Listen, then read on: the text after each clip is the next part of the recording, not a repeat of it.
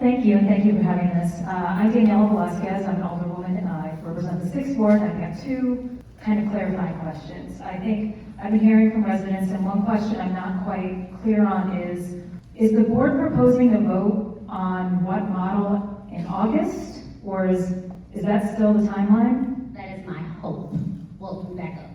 My hope is to ask the board for a recommendation in August. At the end of August, not saying that they will vote on it in August, but we're going to provide a recommendation to the board in August on the model, not on the schools in the model, not on all the other stuff in the model, just the model.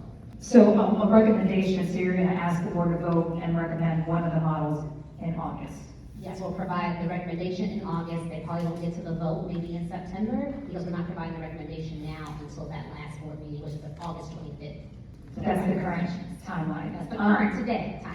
So some feedback that I've heard from residents is particularly extending that timeline. I know that the model is not recommending schools, but to have some of these discussions, more discussions, but discussions specifically in schools in communities where schools may be closed. That's one thing I've heard consistently. And then another question I've heard is if you could just talk a little bit about the metrics you use to base which schools you chose and where people can find that information. Yes.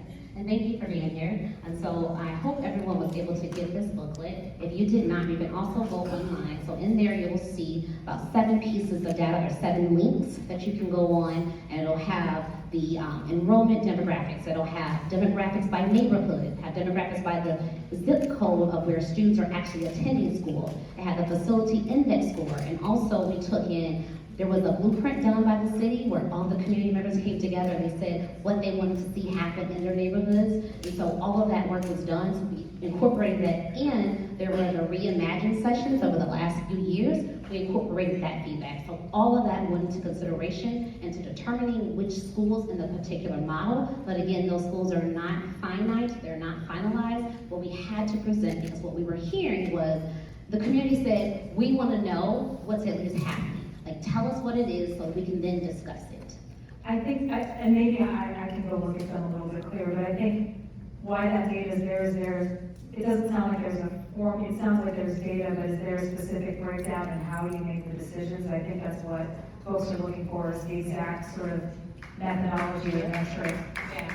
So there's no formula that we can give you because there are a lot of things that are taken into consideration. Again, you have to see what's happening in the community, what's building up, what's going on. So if we gave a formula, the formula, you can easily say, well, we can poke holes in it and say, well, this doesn't make sense because this is the formula. So we can try to put all of these thoughts in writing, but I'm going to tell you, there is no formula that will get us to say, these are the exact buildings and why. If we went with a formula, we based off of data only, and that would be a larger conversation we will be in your head. Right, and I'm going to pass the mic in a second. But I think the feedback is, it sounds like some of these are discretionary decisions, and right, no, there shouldn't be a formula for education, but I think that people want to know the thought process, not just the compilation of data behind it, but how the decisions were made. Especially, I appreciate that you laid out the timeline here for meetings, but it seems like that's a lot of feedback to try and incorporate and analyze and then make a recommendation in 6 weeks. And that's the concern that I'm hearing from my residents, is that they want a slow down, transparent process that is happening in their communities.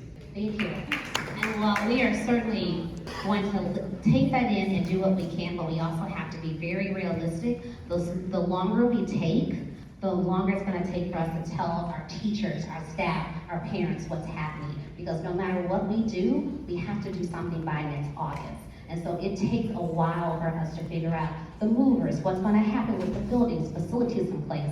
Like when we moved buildings after the tornado, we were having meetings every Friday with a group of about